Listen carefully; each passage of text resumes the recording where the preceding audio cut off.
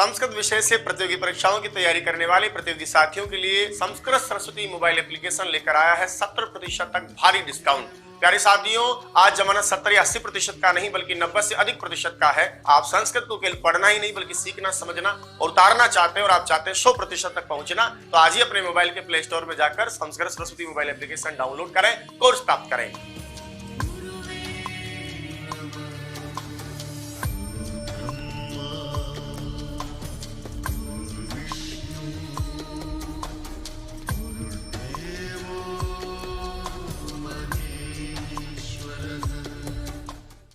संस्कृत विषय से प्रतियोगी परीक्षाओं की तैयारी करने वाले प्रतियोगी साथियों के लिए संस्कृत सरस्वती मोबाइल एप्लीकेशन लेकर आया है 70% तक भारी डिस्काउंट।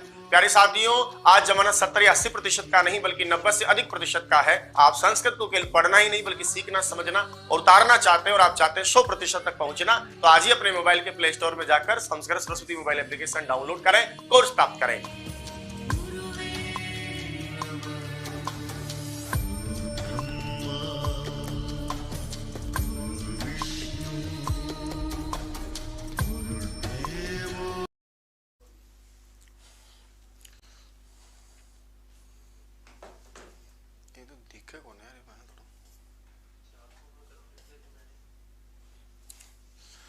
नमस्कार भाई, आज आपके महायुद्ध का पहला वाला आयोजन था, मतलब महाभारत के युद्ध का पहला दिन था।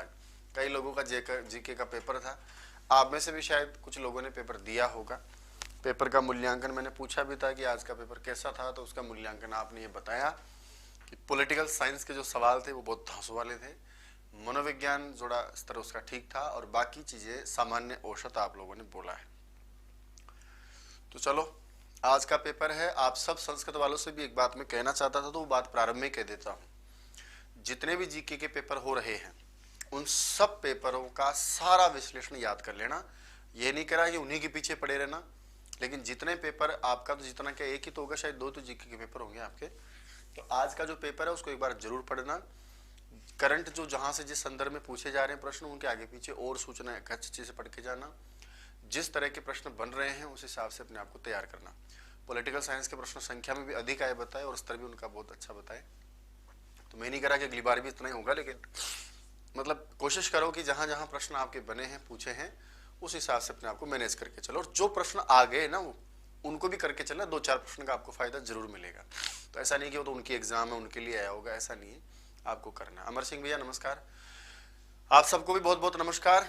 बहुत वैल्यूएबल आपका टाइम है, बहुत कीमती टाइम है। निराश आपको होना नहीं है, अच्छे से आपको एग्जाम देने हैं। कुछ संस्कृत के महत्वपूर्ण प्रश्न जो आपकी परीक्षाओं में आ सकते हैं, वो प्रश्न मैं लेकर के आपके साथ चलता हूं। तो चलिए, बिना किसी समय को खराब किए अपन चलते हैं आज की व्याख्या में।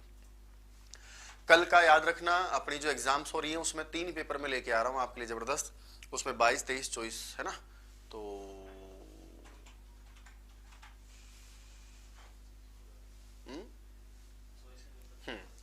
22 और 23 के बाद में 22 और 24, 25 क्यों, यही ना 22, 24। हाँ, 22, 23 नहीं है, 23 को जीके का पेपर है, 22, 24, 25 है। तो 22, 23 को जीके की रात को पढ़ेंगे बच्चे। 22, 24 और 25 3 दिन का अपना नेक्स्ट टेस्ट रहेगा। पूरा टेस्ट डाला जाएगा, पूरा विश्लेषण है शानदार पेपर के अकॉर्डिंग। तो आज आप लोग 64 सवालों की व्याख्या में मेरे साथ जुड़ेंगे। नमस्कार रामनारायण भैया, सभी को प्रणाम करता हूँ। चलिए, तो क्लास को हम लेके आगे बढ़ते हैं। कितने लोगों ने पेपर दिया था आज बताना भाई, और अपना अनुभव भी शेयर करते रहना। जिन्होंने जीका पेपर दिया हो, जिनका सब्जेक्ट मान लो एसएस वगैरह भी हो। असत्य कथन कौन सा है, पहला प्रश्न लेकर अपन चलते हैं। प्रश्न है कि असत्य कथन अ, इ, उ, ऋ, ए, ओ, ऐ, औ, ये सारे आपने पढ़ रहे होंगे। यहां तक आ जाओ सर। ये सब क्या है, संज्ञा है। कई लोगों को समझ में नहीं आया होगा कि ये सब क्या है सर। संज्ञा मानी होता है जी नाम, यानी संज्ञा का मतलब होता है जो जिनका नाम है। अब आपको सर अ तो क्या संज्ञा है, अरे भाई अ संज्ञा है। 18 जो होते हैं, 18 वर्ण अ, वो 18 तो क्या है सर, आपकी संज्ञी है। और इन सब 18 का नाम क्या दिया, अ। इसी प्रकार से औरों को भी समझो कि इन सब के कुछ न कुछ भेद होते हैं। तो इन सब को व्याकरण शास्त्र में सर संज्ञा कहा गया है। आकार की संज्ञा की बात करें, आकार संज्ञा के 18 भेद होते हैं, समझ रहे हो, या संज्ञी कह लो या भेद कह लो। इसी प्रकार से इकार और उकार की होती है। ऋकार के 18 भेद होते हैं, यानी 18 संज्ञा होती है। ऋकार के 12 भेद होते हैं क्योंकि दीर्घ नहीं होता है। एचों के भी जो है 12 भेद होते हैं क्योंकि वहां रस्व नहीं होता। पाणिनि के मतानुसार रेलरी वर्ण की प्रत्येकम 63 भेदा। तो सर मैंने यहाँ ये डाला ना पाणिनि के अनुसार, तो सच बात यह है कि पाणिनि ने इस बात को स्वीकार किया ही नहीं था, पाणिनि के अनुसार नहीं था सर, वो आगे जाकर कात्यायनिक वार्तिक बनाया था, रेलरी वर्णयोर मिथ सावर्णिम वाच्यम।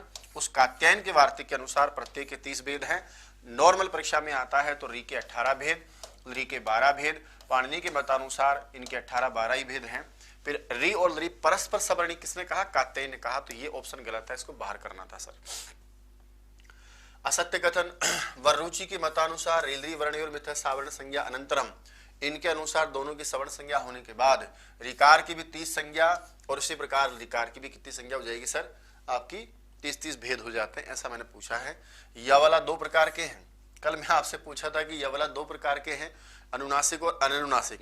तो ये 2 किसके भेद हैं? अनुनासिक के भेद है कि अननुनासिक के? सबने कल मुझे गलत जवाब दिया। सही जवाब मैं आपको दिखाता हूँ। रणथंभौर के बाद भैया, विकास भैया नमस्कार। तो यह वाला 2 प्रकार के हैं वहां अनुनासिकास्ते द्वैर द्वैर संज्ञा, कि वहां अनुनासिक के 2-2 भेद हैं। ये गलत है सर। यवला द्विधा में याद रखना सर, ये जो मैं आपके सामने लिखा हूं ना, इसके 2 भेद हैं। एक अननुनासिक यवला ऐसा वाला बिना नासिका वाला, और एक अनुनासिक या वाला। तो याद रखना सर, जो अननुनासिक है ना ये वाला, इसके 2 भेद बताए हैं, अनुनासिक वाले के 2 भेद नहीं बताए। इसलिए अनुनासिक आस्ते नहीं बल्कि अननुनासिक जो है उनके 2-2 संज्ञाएं कही गई हैं। तो यह वाला 2 प्रकार के होते हैं, एक अनुनासिक और अननुनासिक। उनमें भी कहा कि मूल किसको मानो, तो मूल तो यही है ना दादा, तो ये अनुनासिक कहाँ, ये तो अननुनासिक होता है। तो यह वाला सामान्य है, इसके 2 भेद आपने किए हैं। आगे देखिए, दीर्घाः प्लुताः स्वरान सन्ति, कि दीर्घाः प्लुताः स्वरान सन्ति सवर्णस्य बोधकाः। केवलम रस्व, इसमें भी कई लोगों को समझ में नहीं आया होगा। मैं ये कहना चाहता हूं कि आप जो ऐसे 18 भेद करते हो ना, तो याद रखना सर, ये जो रस्व है ना, इससे ही सवर्णी ग्रहण किए जाते हैं, इसी के 18 भेद हैं। ये मत कह देना कि गुरुजी आके भी 18 भेद ना, आ का मतलब सिर्फ 6 भेद, मतलब दीर्घ का ही ग्रहण किया जाएगा। प्लुत कहोगे आप तो याद रखना इससे 18 भेद नहीं होगा, इससे भी 6 का ही भेद। तो रस्व जो होता है ना, ये देखो लिखा है मैंने कि रस्व स्वर्ण जो होता है, रस्व वर्ण, वही अपने सवर्णियों का ग्राहक होता है। अ लिख करके पूछे तो ही 18 बताते हो, आके 18 भेद नहीं होते, ध्यान रखना इस बात का। दूसरी बात, दीर्घ और प्लुत वाले के अपने सवर्णी नहीं होते। अण प्रत्याहार में ग्रहण नपि रेफ हकार वर्णौ सवर्ण ग्राहकाः न रेफो स्मरणा सवर्णा न सन्ति। अनुदित सवर्ण से चा प्रत्यय सूत्र कहता है कि अण और उदित में आने वाले सभी अपने सवर्णियों का ग्रहण करवाते हैं। अण प्रत्याहार चलोगे परेण नकारेण तो हयवरट में ह र सब आएंगे। इतना करने के बावजूद भी र और है, यानी एक तो र और एक है वर्ण, इन दोनों का कोई भी सवर्णी नहीं होता, क्योंकि रेफो स्मरणाम सवर्णा न संति, ऐसा वार्तिक भी लिखा आगे। तो र और है का और तीनों स का पढ़ा है ना, रेफो स्मरणाम, तो र और उष्म वर्णों का कभी भी कोई सवर्णी नहीं होता है। ऐसा इस प्रश्न को पूछने की मेरी मानसिकता थी। अगला है शब्द अर्थयो मेलनम कुरुत, खूब पढ़ा है सर आपने, अनंतराह न अंतराह इति अनंतरा, अर्थात व्यवधान रहित होना चाहिए, उसको अपन कहते हैं अनंतराह।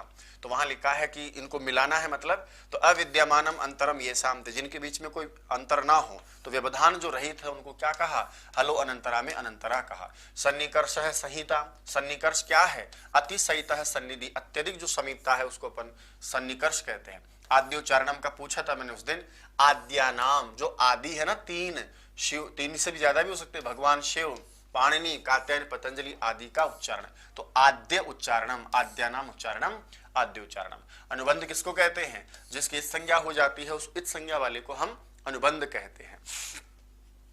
ठीक है, आगे देखिए सर, यहां लिखा है संज्ञी या संज्ञक और संज्ञा, जिसका नाम दिया जाता है सर, जिसको नाम दोगे वो तो संज्ञी है, इसी संज्ञी का पर्यायवाचक संज्ञक होता है। जैसे मैं हार्ड मास हूं ना, तो मैं संज्ञी हूं, संज्ञक हूं, और मैं कौन हूं, मेरा किस नाम से मुझे जानोगे, तो मेरा नाम यदि राम कुमार है तो फिर मेरा नाम संज्ञा तो क्या है, राम कुमार। और ये जो हार्ड मास देख रहे हो ना सर, ये संज्ञी है, ये संज्ञक है। तो संज्ञा और संज्ञक का आपस में आपको ये क्या करना है, मिला के देखना है। सही, मैं आपसे मिला देता हूं। चलिए कैसे कैसे पूछा है, तो इसको ऊपर लेता हूं थोड़ा, फिर अपन मिलाते हैं। देखो सर, यहां सब लिखी हुई है, ये संज्ञाएं हैं, आ ई ए ओ रील री, ये सब। अब इसमें अलग अलग प्रश्न हो सकता है, इसलिए मैं एक साथ थोड़ा आराम से पढ़ता हूं। इनके कोई निशान नहीं है सर, जिसका कोई, देखो ये ऊपर लिखा है ए ई उ रील री, इनके कोई निशान नहीं, उदात्त भी हो सकते हैं और रस्व स्वर भी आप इनको बोल सकते हैं। तो एक बार मैं लिख लेता हूं, देखो सामने लिखा है रस्व भी हैं, उदात्त भी कह सकते हो, आयु वगैरह है, सब दीर्घ हैं, कोई निशान नहीं है तो उदात्त भी है। ई उ वगैरह जो भी आप देख रहे हो सबके नीचे तो ये अनुदात स्वरित स्वर हो ही नहीं सकते सर। क्यों नहीं हो सकते? क्योंकि स्वरित के तो ऊपर खड़ी लाइन होती है ऐसे वाला, ठीक है। तो यहां से हम इसको कहेंगे भाई तू कौन है, नीचे आड़ी रेखा पड़ी है तो तू अनुदात्त स्वर है। इनके ऊपर खड़ी रेखा है सर, ये अनुदात्त नहीं हो सकते, ये स्वरित स्वर है। तो इसमें सत्य सत्य देखना था कौन कौन गलत है कौन सही। आदेश है, दीर्घ आ और एच वर्णों की वृद्धि संज्ञा होती है, ये बिल्कुल सही है। हलो अनंतराह, इसको अपन संगीता नहीं कहते सर, इसको अपन संयोग कहते हैं, ये ऑप्शन भी आपका गलत है। और अदेंग गुणा, हम अत और एंग की मतलब रस्व ए और ए ओ की गुण संज्ञा होती है। तो इसमें ये पूछा था कि भाई कौन कौन सा गलत है, तो ये सही था, ये सही था, लेकिन इसको अनुदात्त समझे। ऊपर खड़ी रेखा है उसको स्वरित समझे। आदेश वृद्धि होता है, अनंतरा संगीता नहीं होता, संयोग होता है। और अदेंग को अपन गुण कहते हैं। ऐसे संज्ञा और संगी का, ठीक है, ज्ञान होता है। दिखता नहीं है क्या भाई? अरे साफ नहीं है क्या? साफ नहीं है तो खत्म करे कहानी। कल से तो टाइपिंग मैटर मिलेगा तो आपको दिक्कत भी नहीं आएगी। अब ये मेरी हैंडराइटिंग में लिखा हुआ है, कोशिश कर लो थोड़ी सी, और मैं सुना रहा हूं, ध्यान से सुन लो। रिक्त स्थान की पूर्ति की दृष्टि से समीचीन विकल्प आपको देखना है। परेण एव ग्रहा, कहते हैं कि पर से ही ग्रहण किया जाता है, तो हमेशा पर से किसका ग्रहण किया जाता है? इण प्रत्याहार का। और पूर्वेण एव, और पूर्व से ही लिया जाता है कौन सा प्रत्याहार? अण प्रत्याहार। तो इण हमेशा बाद वाले ण से लिया जाता है हमेशा, और जो अण है वो पूर्व के ण से लिया जाता है। लेकिन ये अण रीते अनुदित सवर्णस्य, इस वाले सूत्र में तो बताओ कैसे लिया जाएगा? परेण। तो यहां याद रखना, परेण एव इण ग्रहा, हमेशा इण प्रत्याहार पर से लिया जाता है, अण प्रत्याहार पूर्व से लिया जाता है, लेकिन अनुदित सवर्णस्य चा प्रत्यय सूत्र में पर अण लिया जाता है। तो यहाँ जो ऑप्शन है आपके सामने क्रमशः भरना था। ये कारिका आपने पढ़ी होगी तो आपने जरूर इसका जवाब दिया होगा। आगे लिखा रिक्त स्थान पूर्ति की दृष्टि से असमीचीन गलत विकल्प आपको छांटना है। यहां लिखा है सर कि प्रत्ययाः शिव सूत्राणी। एक दिन मैं आपको पढ़ा रहा था ना कि महाभाष्यकार ने कितने उपदेश गिने हैं, तो मैं आपको समझा रहा था कि उन्होंने 6 उपदेश गिने हैं। वो कौन कौन है? तो देखो, प्रत्ययाः शिव सूत्राणी 2, आदेशाः आगमास्तथा 4, और धातु पाठों 5, और गण पाठों में 6। ये सब क्या कहलाते हैं? उपदेशाः प्रकीर्तिता। तो सामने सही भरा हुआ, यहाँ उपदेश आना चाहिए। व्याक्रियन्ते व्युत्पाद्यन्ते, व्याकृति की जाती है, व्युत्पाद की जाती है, किन की? सूत्रों की नहीं भाई, यहाँ आना चाहिए किन की उत्पत्ति की जाती है? शब्दों की। ये ऑप्शन गलत था तो इसी को हम उत्तर मान लेंगे, उसको व्याकरण कहते हैं। धातु सूत्र गणों आदि वाक्य लिंगानुशासनम। आगम प्रत्ययादेशाः, यहाँ पर भी बताओ क्या आएगा? उपदेशाः प्रकीर्तिता। तो इनको भी उपदेश कहा, इनको भी उपदेश कहा। यहां महाभाष्यकार ने 6 ही उपदेश गिनाए, जबकि इन 6 के अलावा आप देखेंगे धातु आ गया, सूत्र आ जाएगा, गण आ जाएगा, तो उणादि बढ़ जाता है, वाक्य मानी वार्तिक बढ़ जाता है, और लिंगानुशासन बढ़ जाता है। तो प्रमाणिक यदि पूछे कि कितने हैं तो 6 बता के आओ, इसके अनुसार पूछे तो फिर आप नो कर दीजिएगा, आपने पढ़ रखा होगा। आई उण ऋल इत्यादि सूत्रेषु वर्णेषु परस्परम संधि कार्य अभावः, मतलब गुण आदि संधि कार्यों का क्या होता है? अभाव होता है।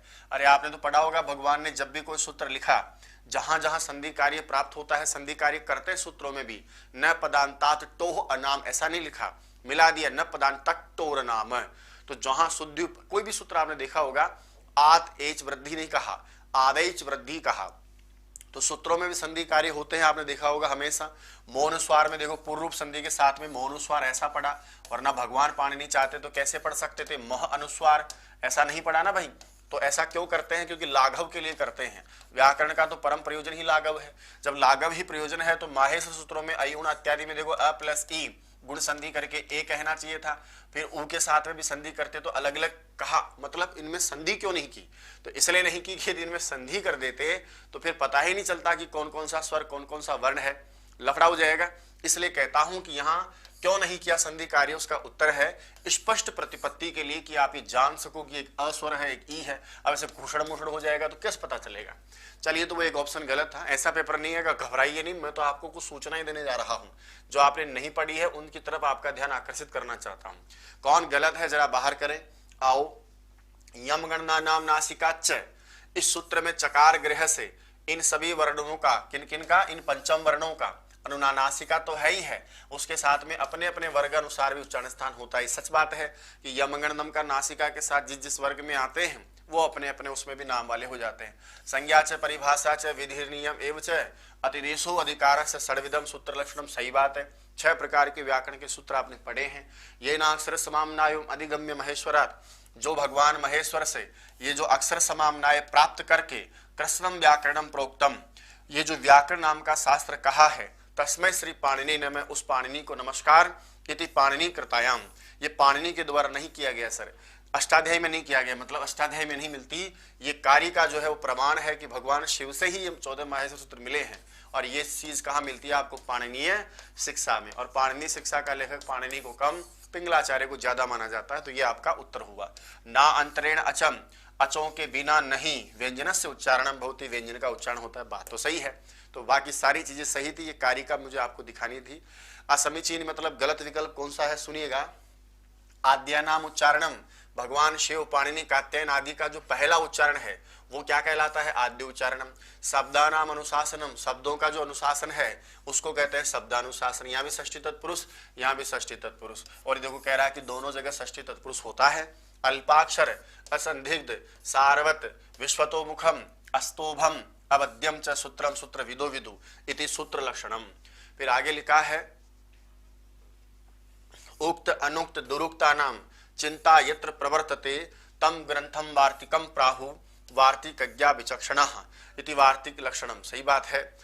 सूत्रार्थो वर्णते यत्र पदै सूत्रानुसार भी स्वपदानी च वर्णन्ते भाष्यम भाष्य वेदो विदु इति भाष्य लक्षणम। तो बोला गुरुजी लफड़ा कहाँ है? तो लक्षड़ा यहाँ है सर। यहाँ लिखा अस्तोभम अवध्यम, अवध्य नहीं सर, अवध्य का मतलब होता है जो निंदनीय हो। अनवध्यम जो है यहाँ लक्षण में लिखा होना चाहिए था। आपने अच्छे से श्लोक पढ़ा होगा तो ये बात आपको जरूर समझ में आएगी। तो इसके दूसरे लक्षण में मैंने गड़बड़ कर दिया। उस लक्षण में आपको इसको थोड़ा सा सही करना था, बाहर करना था कि जो आपका ये है उसको बाहर करना था। चलो एक सेकंड।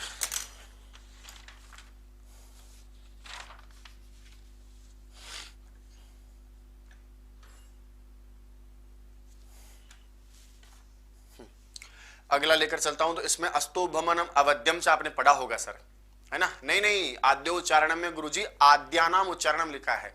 वासुदेव दीक्षित की जो सिद्धांत कौमुदी की व्याख्या और भीमसेन शास्त्री की जो व्याख्या, उसमें भगवान शिव का भी नाम लिया गया है। तो आद्या नाम का मतलब जो आदि ही पुरुष है। भगवान माहेश्वर जो अपने लिए हैं सूत्र, वो भगवान शिव से मिले हैं, इसलिए महेश को भी साथ में माना कर वहां लिखा है बकायदा लाइन में कि आद्यानाम उच्चारणम अर्थात शिव पाणिनि कात्यायन पतंजलि नाम उच्चारणम। तो आद्य जो है हमारे स्टार्टर जो है व्याकरण के, तो उनमें शिव का नाम ही पड़ा है, इसलिए कोई दिक्कत नहीं, आप शिव का नाम भी लीजिएगा। आगे देखिए सर, संधि क्षुत्र विच्छेद और संधि पद के आधार पर जो असत्य विकल्प है उसको आपको छांटना है। जरा ध्यान देना, बहुत अच्छे उदाहरण है। स्तो सुतु संधि करता है, पतन प्लस जलीय संधि विच्छेद भी गलत है। बना हुआ सब तो सही है, लेकिन हम पतत अंजलि करके यहाँ स्तोष चुनासु से सुत संधि नहीं मानते हैं। शब्द तो बन रहा है सर, नए के स्थान पर चवर करोगे तो ये हो रहा है, लेकिन वास्तव में आप सब जानते हैं पररूप संधि का काम है। मोनुस्वार सूत्र सम प्लस राट, सम्राट बना रखे हैं, मोनुस्वार तो अनुस्वार करता है, और यहाँ इस सूत्र का काम ही नहीं है, क्योंकि ये तो मोनुस्वार का जो है विरोधी अपवाद नियम है, मोराजी समक्वव का मामला है, इसलिए पहला ऑप्शन मेरा उत्तर हो गया। बात समझ में आ रही है भाई? चलो, तो यहां पर जो आपका उत्तर है वो पहला ही आपका उत्तर होना चाहिए।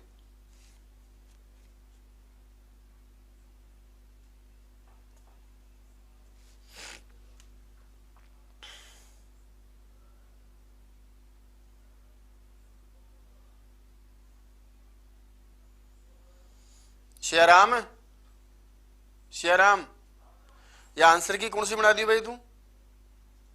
प्रत्येक प्रश्न का गलत है।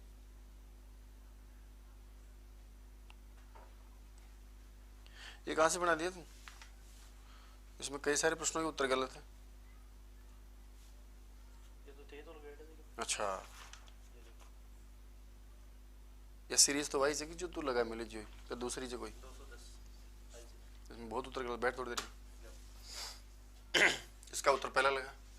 एक कोई अणची सूत्र है, उसका सुधि प्लस उपास्य शुद्धि उपास्य, व्री आकृति का लाकृति, वांतोई प्रत्यय का गो प्लस यम करोगे तो गव्यम बनेगा, नव प्लस यम करेंगे तो नाव्यम बनेगा, वांतोई प्रत्यय से होगा। अद्व परिमाणिच कहता है कि यदि गो के पास युति है और वो मार्ग का परिमाणवाची शब्द है, दो को उसका पर्यायवाची, ये भी गड़बड़ हो गया। ठीक है, दोनों ऑप्शन ही गलत है इसके। तो तो गोयुति भी नहीं बनेगा सर, उल्टा कर रखा है यहाँ पर भी।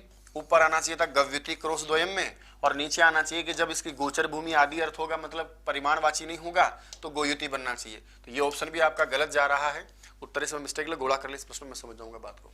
तो पहला ऑप्शन भी गलत था और चौथा ऑप्शन भी गलत है, मतलब 2 बार डाल रखा है सर। आगे देखिएगा, गोला करते मैं समझ जाऊंगा, सही कर दूंगा।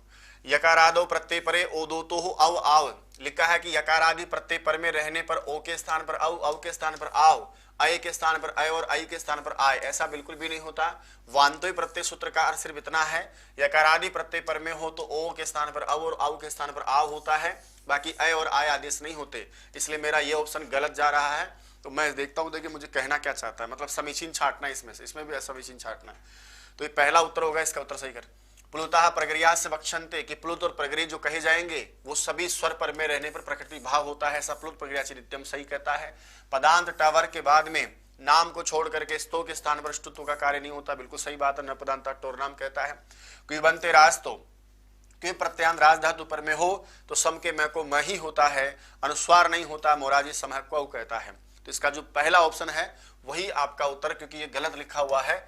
यकारादि प्रत्यय पर में रहने पर अव और आव आदेश होते हैं, अय आय आदेश नहीं होते हैं। इसका पहला उत्तर ऑप्शन हो जाएगा। सूत्र और उदाहरण का संगत मानी जो सही मामला है ना सर, वो आपको छांटना है जहां सही है।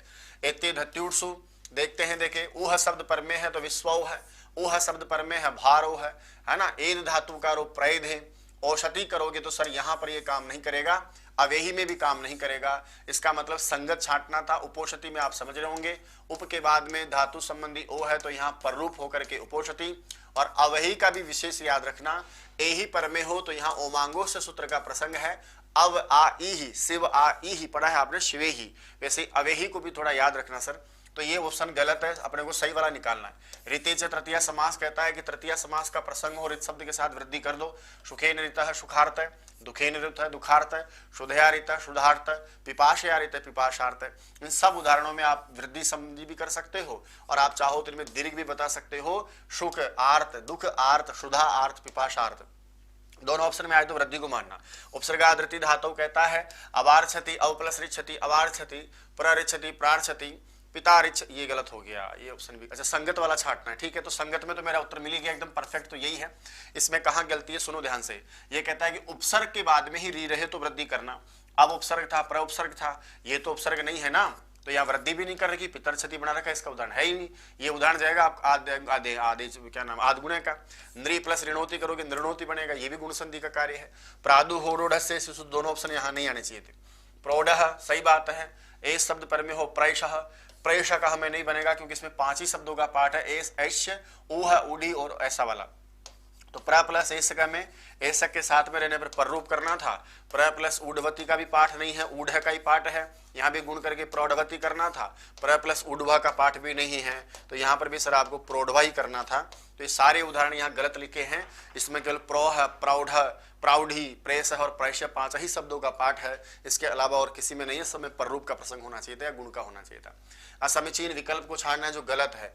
गुण संज्ञक कौन नहीं है, तो आइए सर ये दोनों तो सही थे, लेकिन मैंने कई बार आपसे बोला है कि गुण केवल अ ही होता है, अर नहीं होता, तो यही ऑप्शन गलत है। तो यही आपका उत्तर हो गया। वृद्धि संज्ञक में आ, आई, औ आ जाएंगे। मनस में टी संज्ञा अस की होती है। पचेते ईमो में प्रग्रह कौन है इसमें, तो पचेते ही प्रग्रह है। ईमो की प्रग्रह संज्ञा नहीं होती, द्विवचनांत एकारांत की होती है। तो यहाँ पर आपका आराम से सही हो जाएगा। नमस्कार सभी को भैया, प्रणाम करता हूँ। कौन कौन परीक्षा दी हो आज बताएंगे जरा। संधि और उदाहरण का अनुचित कहाँ पर है मामला। यण संधि में मधु, अरि, मद भरी, धात्री अंश, धात्रंश, वारी एति, वार्येति, मति आशा, मत्याशा, खलु एहि, खलवेहि, दधि अत्र, दधि अत्र, एकदम परफेक्ट है।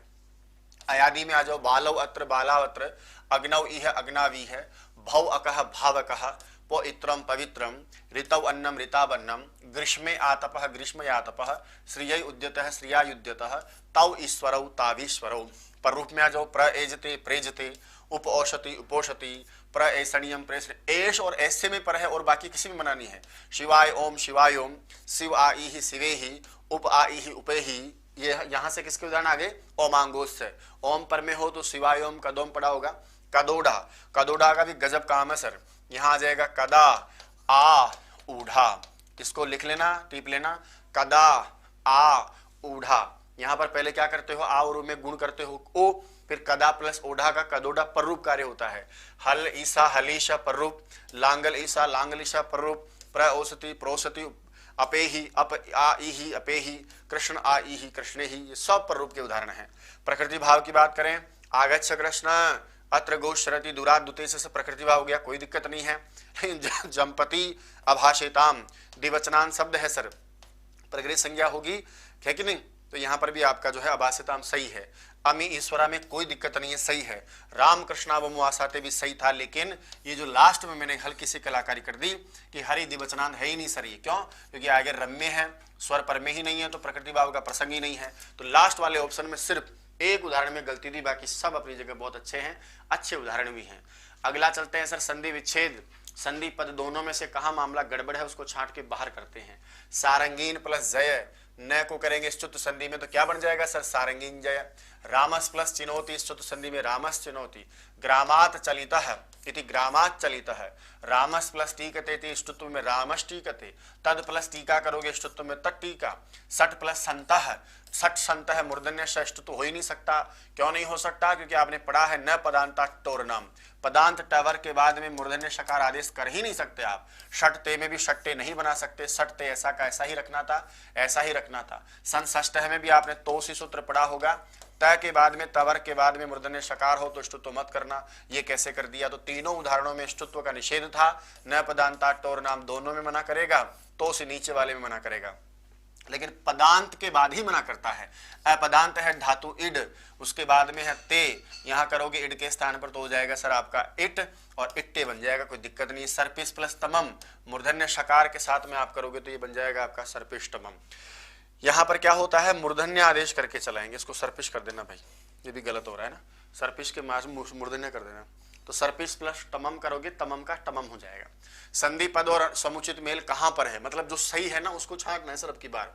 आइए देखते हैं, देखें अनुस्वार का प्रसवन करता है, मतलब अनुस्वार की जगह नंबर 5। शाम प्लस ती, शांति बना रखा है। कुरवन प्लस ती, न का वही अनुस्वारों की प्रसवन होता है कुरबंती। सम प्लस यंता, अब यहां पर सर हो तो रहा है, लेकिन अनुस्वार प्रसवन किससे होगा, वा पदांत से, विकल्प से। तो शमयंता को एक बार संयंता भी कह सकते हो, नहीं तो शमयंता। यन लोकम का यन लोकम। विद्वान लिखती में प्रसवन नहीं है सर, आपने पढ़ा होगा, तोरली का उदाहरण है, लेकिन लग ऐसा रहा कि बिल्कुल सेम टू सेम है। तो विद्वान के न के स्थान पर ल के समान ल हुआ है सर, ये तोरली का उदाहरण है। हसन लिखती भी तोरली का उदाहरण है। किम प्लस नु में कोई दिक्कत नहीं हो जाएगा, दोनों उदाहरण आउट ऑफ कवरेज एरिया है, तो समुचित मेल छाटना था, ये तो गलत है। छत्व, तद प्लस शिव तच्छिव, मत प्लस शर मच्छर, उद प्लस शिष्ट उच्छिष्ट, शिव प्लस छाया सर इसका उदाहरण है ही नहीं, यहाँ तो शिव और छाया था, बीच में तुक आगम हुआ है। छत्र छाया भी सर इसका उदाहरण नहीं, इसका मतलब यह भी गलत है। अनुनासिक में दिक प्लस नाग दिंग नाग, धिक मूर्खम धिंग मूर्खम, षडमाशा षणमाशा, सम प्लस जय संजय। अब यहां पर भी आप ध्यान दे सर, पहले अनुस्वार था, अनुस्वार का प्रसवण संधि का कार्य हुआ सर, यहाँ अनुनासिक संधि नहीं हुई है। धनम जय वा पदांत से यहाँ पर भी अनुस्वार के बाद प्रसवण हुआ है। सम प्लस मानम में सम्मानम में भी अनुस्वार का प्रसवण हुआ है। लास्ट ऑप्शन बचा तो यही सही होगा मेरा। चरत्व में सर भेद प्लस तुम भेद तुम, लिप प्लस सा लिप सा, धुक प्लस शु धुक शु, वाक प्लस शु वाक्षु, युयुध प्लस सब युयुध सब, तीनों ऑप्शन गलत थे सर, इसी में एकदम परफेक्ट काम हुआ है। अनुस्वार प्रसवण और विशेष रूप से मैंने देखा अनुनासिक संधि में आपको बहुत समस्याएं आती है, यदि इस दोनों संधियों के मर्म को आप समझ जाओ तो फिर आपकी जिंदगी में लड़ाई नहीं है। संधि पद और संधि विच्छेद का गलत मामला कहां पर है उसको बाहर करेंगे, जहां गलत संधि कार्य कर रखा है। कल परसों ही बताया था कि प्रातर पुनर और अंतर को छेड़ना मत, बर्बाद हो जाओगे। प्रातरत्र का प्रातरत्री होगा, कोई उत्तु संधि का कार्य नहीं होता, ऐसे कैसे मिला देते हैं। पुनरअंबसा का कोई उत्तु संधि का कार्य नहीं होता, पुनरअंबसा ऐसा का ऐसा ही रहेगा। तो याद रखना, प्रातर पुनर और अंतर, अंतरंग ही बनेगा, अंतोअंग नहीं बनेगा, पुनरअंबसा ही रहेगा सर, ध्यान रखना, ठीक है। रामस प्लस हसती का रामोस्ती हसीच, मूर्खस मुहियती का मूर्खो मिहियती हसीच जिंदाबाद। तो पहला ऑप्शन ही गलत था, उत्तर तो मुझे मिल गया, बाकी को पढ़ो। लेकिन भोस देवा का यलोप करेंगे भो देवा, अघोष याही का अघो याही भो भगो अघो पूर्व से। अहन अहन की सिंधी चाह करके डाला कि थोड़ा ध्यान रहे, अहन के न के स्थान पर भी रह और लास्ट वाले न के स्थान पर भी रह, तो अहन अहन करोगे तो सर अहर अह बराबर अह अह हो जाएगा। रूप रात्रि रथंतर हो तो अहन के न को रह होकर उत्तु संधि भी होती अहोरात्र, और सुप्रत्यय पर में हो अहन के न को रह होकर के उत्व संधि का कार्य तो अहोभ्याम। अब ये आपने नहीं पढ़ा हो तो आपका प्रॉब्लम है, लेकिन ये सच है। विग्रह और समस्त पद की दुनिया में चलते हैं, कहाँ गलत मामला है उसको छांटते हैं। कुछ ऐसे उदाहरण हैं जो शायद आपने नहीं पढ़े हो। अलंकुमार्यई, इसका असर अलंकुमारी बनता है। चतुर्थ्यंत पद का देखो समास कर रखा है। अलम जीविकायई, अलन जीविका बनता है। सर याद रखना तत्पुरुष समास के उदाहरण है। प्राप्तो जीविका में प्राप्त जीविका भी बना सकते हो, या उल्टा करके जीविका प्राप्त भी कहा जाता है। आपन्नो जीविका, प्राप्त कर लिया हो जीविका को तो आपन्न जीविका बना सकते हो, या तो जीविका पन्न भी बना सकते हो। अविद्यमानो नाथो यस्य से, आपने पढ़ा है ना वो अपुत्र वाला, तो उसका देखो एक दो डेमो और लेके आए हूं मैं। जैसे अपुत्र अविद्यमान पुत्र है, वैसे ही अविद्यमान है नाथ जिसका, उसको क्या बोलते हो आप? अनाथ इंसान या अविद्यनाथ इंसान। अविद्यमानो क्रोधो यस्य से, जिसको कभी क्रोध ही नहीं आता वो अक्रोध, इसको क्रो कर देना रहे, अक्रोधः अविद्यमान क्रोधः। चत्वारी मुखानी यस्य सह, चार मुख है जिसके। सर वो चतुर्मुखम कैसे हो सकता है? वो तो पुल्लिंग में चतुर्मुख होना चाहिए बहुब्रीहि समास में। कंठे काल है यस्य स, कंठ में काल है जिसके। सर आपने कंठे काल का कंठ काल कैसे बना दिया? यहाँ सप्तमी का लोप होता ही नहीं है। दोनों ऑप्शनों में समस्त पद आपने ठीक नहीं किया साहब, इसलिए आपका मामला गड़बड़ है। नेक्स्ट अगला सवाल, बहुब्रीहि में विग्रह और समस्त पद का कहा मामला गड़बड़ है, निकालते हैं सर। चंद्रमा है मौली पर, मतलब मस्तक पर है जिसके। चंद्र मौलौ यस्य स, चंद्र मौली, इसमें कोई दिक्कत नहीं है। दंड पाणौ यस्य स, दंड यानी पानी में हाथ में है जिसके। सर ये दंड पानी कैसे बना दिया? पानी शब्द आपका पुल्लिंग के लिए जा रहा है, पानी का मूल शब्द आपका पानी है। ऐसा कोई व्यक्ति पुरुष है तो हरि की तरफ पानी से एक वचन में तंड पानी बनना चाहिए था, ये तो आपने स्त्रीलिंग में बना दिया। यस्या सा होता तो समझ में आता था, लेकिन ये गलत है, तो ये आपका उत्तर हो गया। ऊपर वाला एकदम परफेक्ट है भाई। अब औरों को चेक कर ले। चंद्र चक्रम पाणौ यस्य से चक्र पाणी, पद्मम नाभौ यस्य से, पद्म है नाभि में जिसके पद्मनाभ। उर्सी लोमानी यस्य से, सर उर्सी का लोप भी नहीं होगा। और इसको भी समझना, उर्सी लोमन है, राजन का क्या बनता है सर? राजा। तो लोमन शब्द से क्या बनता है एक वचन में? लोमा। दूसरी बात पुल्लिंग शब्द है। दूसरा यहां देखो अंतर और बहिर, इन दो शब्दों के आगे रहने पर लोमन शब्द से एक अप्रत्यय होता है, इसलिए वो अकारांत राम है की तरह रूप चलता है। वो राजा राजे वाली कहानी सेम है सर, यहाँ पर भी। यहाँ कुछ प्रत्यय नहीं हुआ तो उर्सी लोमा, और यहाँ प्रत्यय हुआ तो लोमः बहिर्लोमः अंतर्लोमः। प्राप्तम उदकम यम सहति, प्राप्त उदक है। पीतम उदकम येन से, देखो प्राप्त हो गया है जल जिसको, वो तो कहलाता है प्राप्तोदक, बाढ़ आया हुआ गांव। और पी लिया है पानी जिसके द्वारा, उसको कहते हैं प्रापितोदक बालक है। तो ये सारी चीजें जितने भी कन जो है ना एक तरह का, वो सब लेकर आया था मैं आपके लिए। समास विग्रह और समस्त पद का कहाँ अनुचित मेल है उसको भी छाटना है। देखो सर यहाँ लिखा उद्धृतः ओदनः, निकल गए हैं ओदन, यस्याः सा स्त्रीलिंग है सर, और मैंने बना रखा है सर उद्धृतः पुल्लिंग। यहाँ क्या बनना चाहिए था? उद्धृत ओदना। तो ये गलत है, लेकिन ध्यान रखना, बनाना जरूर है। पीतानी अंबरानी यस्य से, पीले वस्त्र है जिसके। वो पीतांबरम कैसे हो सकता है? वो तो पीतांबर होना चाहिए बहुब्रीहि समास में। तो आप याद रखना सर, दोनों ही पुल्लिंग शब्द होते, एक में नपुंसक बना के गलती कर दी तो ये गलत है, तो ये तो उत्तर हो गया। लंबव कर्णव यस्य से, लंबे लंबे कान है जिसके, लंब कर्ण है। और लंबव कर्णव, लंबे कान, इतना कहा तो ओनली लंब कर्णव। यहाँ सर कर्मधारी कान कैसे लंबे, जबकि लंबे कान वाला है, तो ऐसा बहुब्रीहि समास। महान बाहु भुजाएं दो है ना सर, महान तो बाहु यस्य से, महाबाहु बहुब्रीहि समास। आस्वाद्यम तोयम यस्या सा, टेस्टी पानी है जिनका, ऐसी आस्वाद्य तोया स्त्रीलिंग बना है क्योंकि यस्या कहा। विशाले नेत्रे यस्य सेति, विशाल नेत्र जनः। वीरा पुरुषा यस्मिन् सेति, वीर पुरुषकः या वीर पुरुषः ग्राम। सब में बहुब्रीहि समास है यहाँ से लेकर यहां तक। तो पहला ऑप्शन गलत था सर, मैंने उसको बाहर कर दिया। विग्रह और समस्त पद का असत्य मेल कहां पर है? आइए सर आपको बताता हूं। चित्रा गाओ, चितकबरी गाय है जिसके पास में, वो आदमी क्या कहलाता है? आपका चित्रगु कहलाता है। बहुब्रीहि समास। रूपवती भार्या का सर भयंकर परीक्षाओं में आ रहा है, आजकल ट्रेंड में चल रहा है, याद रखना, रूपवत भार्या है। युवती जाया यस्य सहित, युवजानी शब्द बनता है। वामोरु भार्या यस्य समय, वामोरु भार्य बनता है। स्त्री प्रमाणी यस्य सह, पुरुष को स्त्री प्रमाण कहते हैं। और कल्याणी पंचमी, पांचवी रात कल्याणी है जिन रात्रियों में, उन रात्रियों को अपन कल्याणी पंचमी कहते हैं। यहां पर देखो सर, कल्याणी तनिया यस्य से, कल्याण तनिया नहीं बनेगा, आपने पढ़ा होगा। बहुब्रीहि समास में प्रियादि गण का शब्द परमे हो, प्रिया, कांता, तनिया, सचिवा, दुहिता इत्यादि, तो वहां पर इसको पुंबद भाव नहीं होता सर, यहाँ ये बनना चाहिए था कल्याणी। दूसरी बात, उत्तर पद को तो पुल्लिंग करना था, तो यहाँ कल्याणी तनयः बनना चाहिए था, पुल्लिंग है ना भाई इसलिए। दूसरा, दृढ़ा भक्ति यस्य से, में याद रखना सर, दृढ़ा का दृढ़ा ही रहेगा और भक्ति का भक्ति ही, तो यही शब्द बनता। दोनों में मिस्टेक करी, सब बहुब्रीहि समास के उदाहरण है। लास्ट वाले ऑप्शन में दोनों में गलती आपने कर दी, इसलिए ये दोनों ही बाहर है। बहुब्रीहि समास का सही से पद कहां नहीं है, मतलब कहां बहुब्रीहि समास के सारे उदाहरण नहीं। आओ चेक करते हैं। सपुत्रः पुत्रेण सह, सकर्मकः कर्मणा सह, आसन्न विंसाह। अब ये सर क्या होता है कि विंशति आदि एक सूत्र है जो कहता है कि अव्यय संख्यावाची शब्दों का आसन्न इत्यादि के साथ में समास होता है सर। इसलिए कुछ उदाहरण ऐसे हैं जिनका मैं कलेक्शन लेकर के आया हूं। ता के साथ एक वचन इसलिए है ना कि कल्याणी पंचमी का 5वीं रात कल्याण है जिन रात्रियों में से, उसके लिए आता है सर कल्याणी पंचमा, या पंचमी कहा मैंने।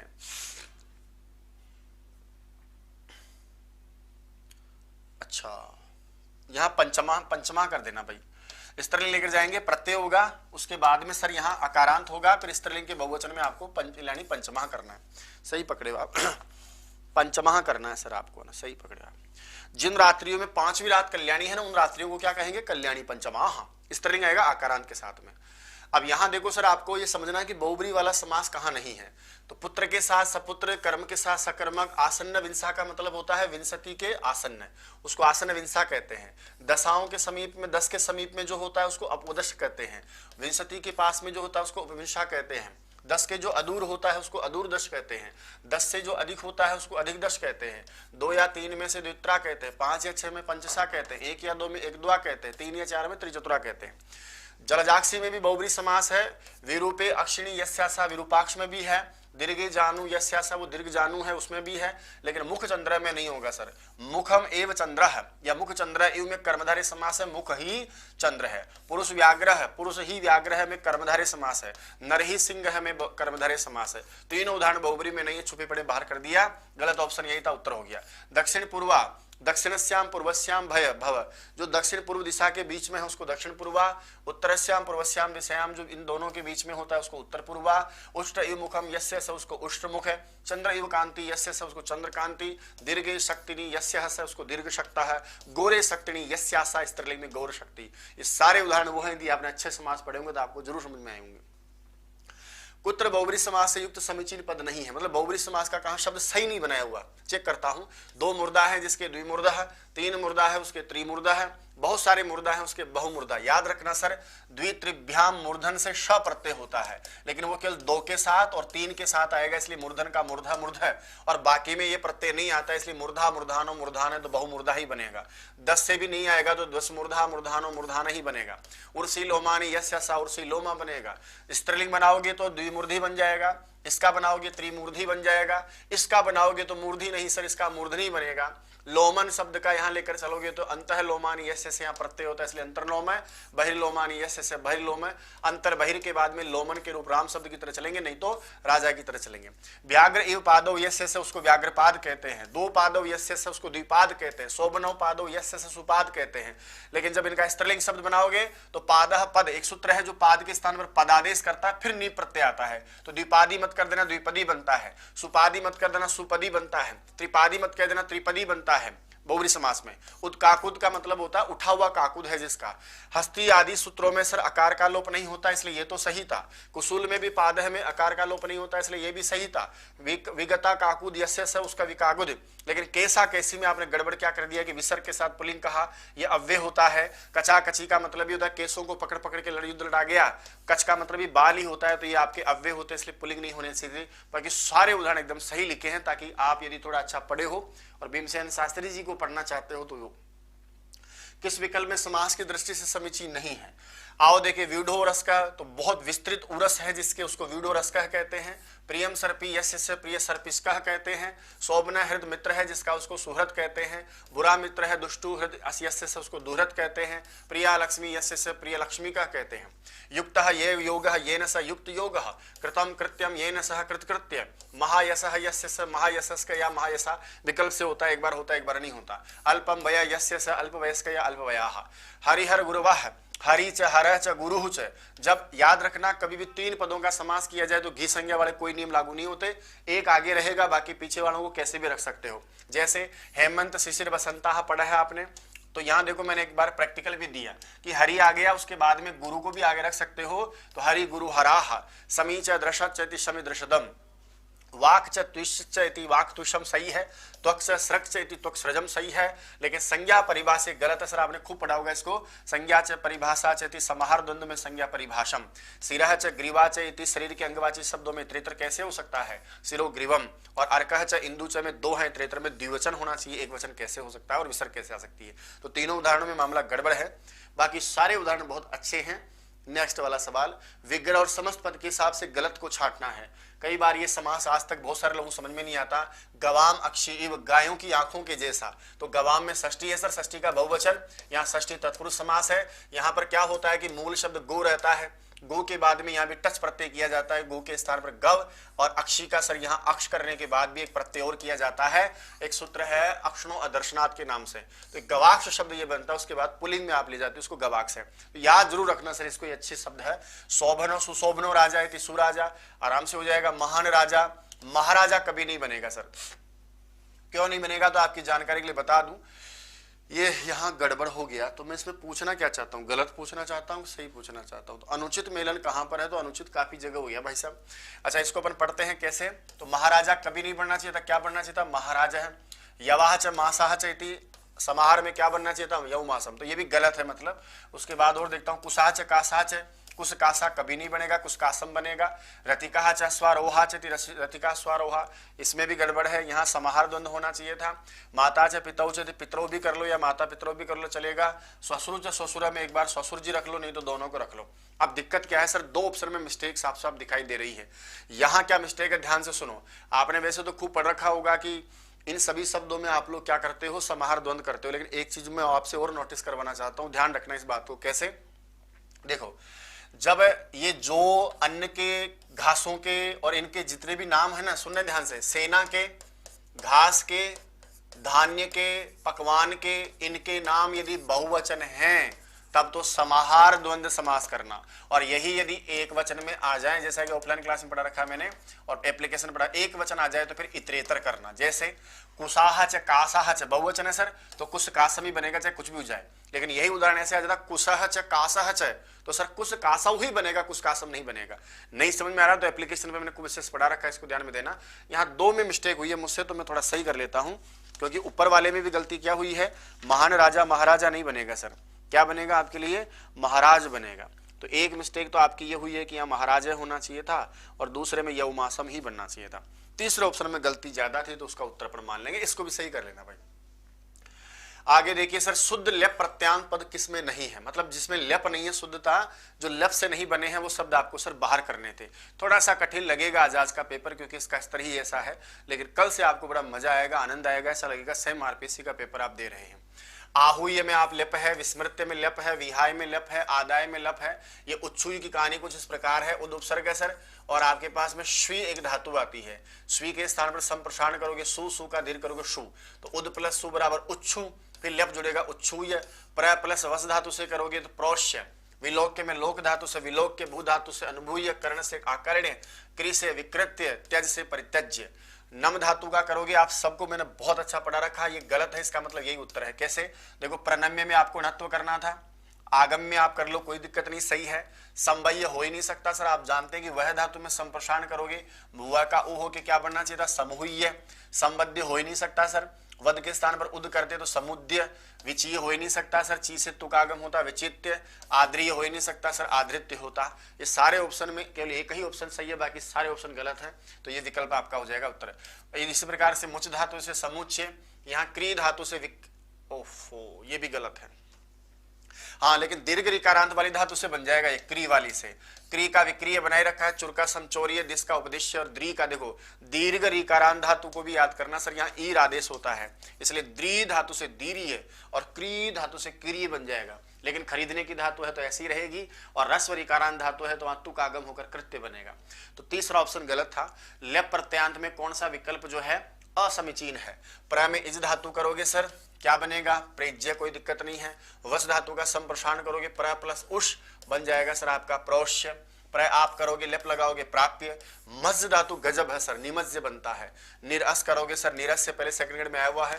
जन धातु के स्थान पर एक बार विकल्प से आ आदेश भी होता है, संजाय, नहीं तो संजन्य बन जाएगा। उप से सर इण करोगे, याद रखना सर इसका विशेष प्रयोजन होता है, ई और ए में गुण करेंगे ना भाई, अरे तो धातु में संधि कार्य तो करोगे ना, उपे और उसके बाद में तुक आगम होकर उपेत्य बनना चाहिए था। सेम यहां पर भी ऐसा ही है।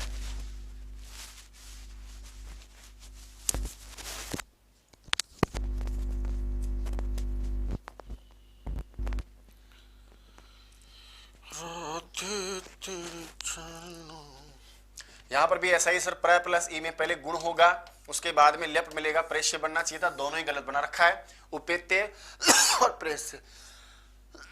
ये उत्तर हो गया सर आपका। कुछ चीजें और मैं आपको लेकर चलता हूं।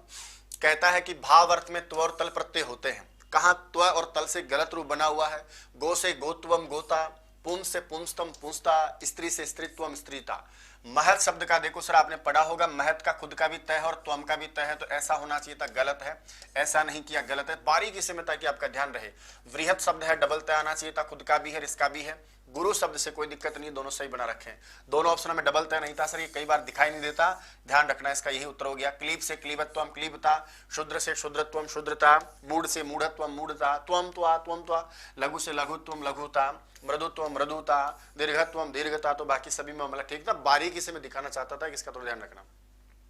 मतु प्रत्यान पद किसमें नहीं है। गो शब्द से गोमान, शांति से शांतिमान, मातृ से मातृमान, पितृ से पितृमान, द्वार से द्वारवती, बल से बलवान। लिंग भी चेंज किया मैंने चाह करके। सम शब्द से सम्मान, किम से किमवान, लक्ष्मी से बहुत इंपॉर्टेंट है लक्ष्मीमान, यशस से यशस्वान या यशस्वती, भास से भासवान भास्वती, पयस से पयस्वती पयस्वान। भूमिवान नहीं होगा सर, आपने पढ़ा है अयावादी गण के शब्दों से वह नहीं होता, भूमिमान कहते। उर्मी भी उसी में आता है, उर्मीमान कहते। क्रमी भी उसी में आता है, क्रमीमान कहते। ककुद भी उसी में आता है, ककुदमान कहते। शुक्ल का वान होता ही नहीं, लोप हो जाता है, शुक्लह कहते। कृष्णवान नहीं होता, लोप हो जाता है, कृष्णः कहते। इसलिए सारे ऑप्शन गलत है, तो आपका यही उत्तर हुआ। मरु से मरुत्वान, विद्युत से विद्युतवान, विदुष से विदुष्मान, वपु से वपुष्मान, वपुष से आयुष से आयुष्मान हो जाता है, कहते ना आयुष्मान भव, आयुष्मान खुराना। तस्मिन विकल्प मतु प्रत्यय का रूप नहीं है। चूड़ा से चूड़ावान, शिखा से शिखावान, मेधा से मेधावान, ग्रीवा से ग्रीवावान, इच्छा से इच्छावान। लेकिन सर अर्जित में क्या है, अर्ज एक धातु है, उससे अक्तवतु प्रत्यय किया गया है, अर्जितवान। उत्पन्न में पद धातु से अक्तवतु करोगे, पन्नवान उद लगा दो, उत्पन्नवान अक्तवतु। सद धातु से करोगे तो सन्नवान आसन्नवान अक्तवतु। छद धातु से करोगे निष्ठा कार्यों के छन्नवान छन्नवतु। आपने पढ़ा है ना इसको, अक्तवे बना सकते हो, अर्जितम, उत्पन्नम, आसन्नम, प्रछन्नम। तो ये अक्तवतु के रूप में सारे के सारे सर। शोभा से शोभावान, चिकीर्ष से चिकीर्षावान, लोम से लोमवान, गिरि से गिरिमान, पंक से पंकवान, हेम से हेमवान, उष्म से उष्मवान, पाम से पामवान, रोम से रोमवान, उरस से उरसवान। बाकी इसमें मामला गड़बड़ था। अनुचित मेल आप छांट लीजिएगा। हन धातु से नूल करोगे, बहुत प्यारा उदाहरण, घातक बनता है। शय धातु से अक्त करोगे, क्षीण नहीं बनेगा। क्यों? क्योंकि शय धातु के स्थान पर क्षा, सूत्र पड़ा क्षायो मह, ये बनेगा सर आपका क्षामह। फिर बोला गुरुजी ये कहां से बनेगा, तो ये बनेगा जैसे बन जाएगा। शी धातु भी है तो आपने पढ़ी है, वो अलग है। पुंग से करोगे, एक बार इटागम होता है, पूता एक बार नहीं, पवित्र। अधि के साथ में याद रखना, बहुत अच्छी चीज बता रहा हूं। इंग धातु से आगे अधि लगेगा, नित्य। इक धातु से आगे नित्य लगता है अधि, और दोनों से अधितव्यम अधितव्यम तव्यत से बनेगा। इण के आगे अधि लगाओ, कोई आवश्यकता नहीं है, लेकिन इण एक और अधि से जब भी आप तव्यत लगाओगे, एतव्यम एतव्यम अधितव्यम बनेगा। तो यहां पर गलत, क्षीण की जगह शामह कहना चाहिए था। आगे देखो सर, तरप तमप प्रत्ययांतों में कौन तीनों लिंगों में रूप संभव नहीं है। यानी तरप और तमप लगाने के बाद किसका रूप तीनों लिंगों में नहीं चलेगा। आपको खूब अच्छे से पढ़ा रखा, तिंगंत से भी तरप तमप हो सकता है, लेकिन तरप तमप के बाद आम प्रत्यय लगाओगे, आम प्रत्यय लगाने के बाद मकार है, कृण्मय जंते से अव्यय हो जाता है, तो पचती तराम का रूप नहीं चलेगा, पचती तमाम का रूप नहीं चलेगा, लिखती तराम का नहीं चलेगा, लिखती तमाम का नहीं चलेगा। ये सब अव्यय बन गए हैं जिनमें आपने मतुप लगा रखा है। बाकी सबका चलेगा, लघुतर लघुतम, बृहत्तर बृहत्तम, इनका भी रूप तीनों लिंगों में, महत्तर महत्तम, आढ़्यतर आढ़्यतम, पटुतर पटुतम, दीर्घतर दीर्घतम, तो सबके रूप चलेगा। तिंगंत में जहां आप लगाओगे सर वहां रूप नहीं चलेगा, इसलिए उसको बाहर करना था। हित्वा की भी गजब कहानी है सर। आपने गौर किया कि यहाँ कौन कौन सी धातुओं से हित्वा बना सकते हो। आओ मैं आपको कुछ खास चीज बताता हूं जो आपके कभी ध्यान में नहीं आई हो। ओहाक त्यागे एक धातु है सर। ओहाक में क्या बचता है, हा।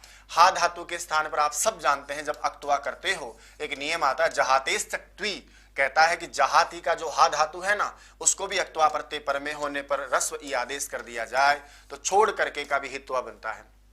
दुधाय, विधान करने में धा धातु से अक्त्वा जब आप करते हो तो दधातेर ही सूत्र के द्वारा भी ही आदेश हो जाता है और इससे भी सर हित्वा बनता है, करके हित्वा, छोड़ करके हित्वा।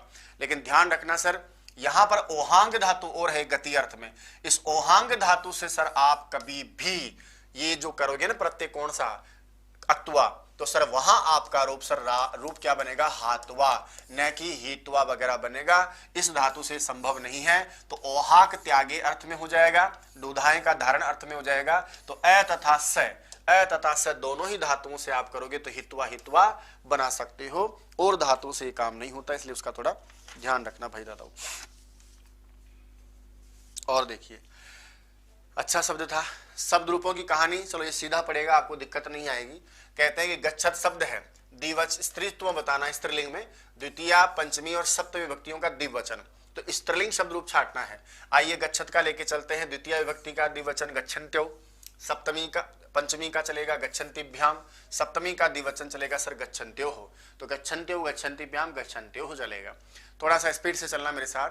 गच्छत शब्द है, आपका पता है तीनों लिंगों में चुप जाना, सत्री प्रत्यान शब्द है, पुल्लिंग में बनाना है, द्वितीय पंचमी और सप्तमी विभक्ति का आपकी बार द्विवचन पुल्लिंग में बनाना है। पुल्लिंग में लेके चलोगे तो गच्छन गच्छन्तौ, यहाँ द्वितीय तृतीय चतुर्थी पंचमी में सेम गच्छद्भ्याम, सप्तमी में लेकर चलोगे तो जगतों की तरह क्या बन जाएगा, गच्छतोः बन जाएगा।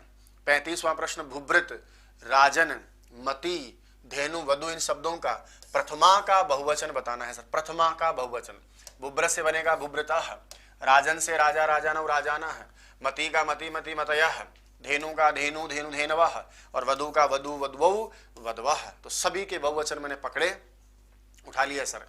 राम, हरि, पति, गुरु, पितृ, रमा शब्दों का प्रथमा का बहुवचन बताना है सर क्रमशः। राम से रामाः, ये लीजिए साहब, हरि से हरयः, पति का पतयः, गुरु का गुरुवः, पितृ का पितरः, और रमा का बनता है सर प्रथमा के बहुवचन में रमाः। अगला सवाल 37वां, भूभृत, राजन, रमा, मति, धेनु, मधु, मति का थोड़ा लिखने में गलत हो गया, मति होना चाहिए। इन शब्दों का द्वितीया का बहुवचन क्रमशः भूभृतम भूभृतो भूभृतः, राजानम राजानौ राज्ञः, रमाम रमे रमाः, मति का मति ही, धेनु का धेनु, और मधु का प्रथमा के बहुवचन में और द्वितीया के बहुवचन में क्या बनता है, मधुनी रूप बनता है सर आपका। एक मिस्टेक कहाँ हुई, मति में हुई।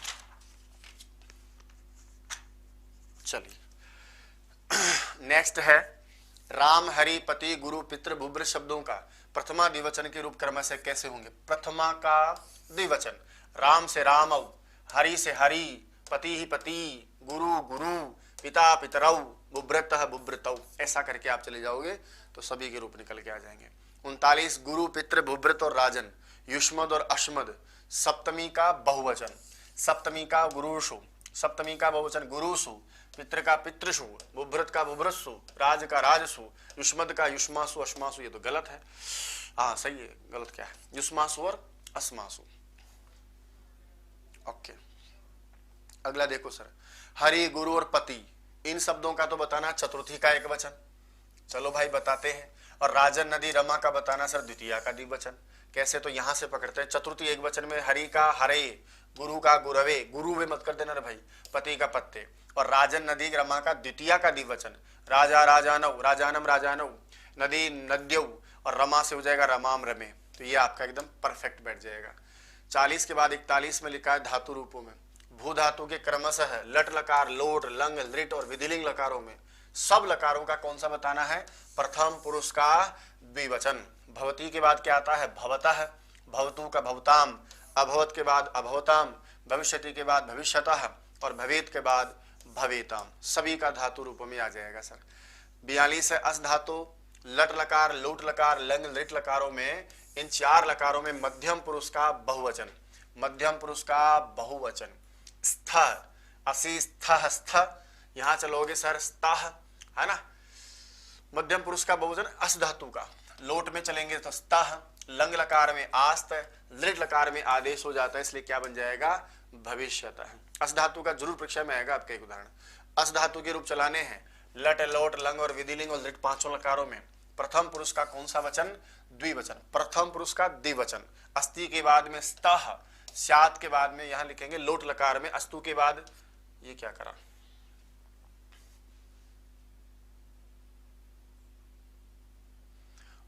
लंग लकार में तो ठीक है आस्ताम, विधिलिंग में करेंगे तो शाताम, और लिट लकार में भविष्यत है।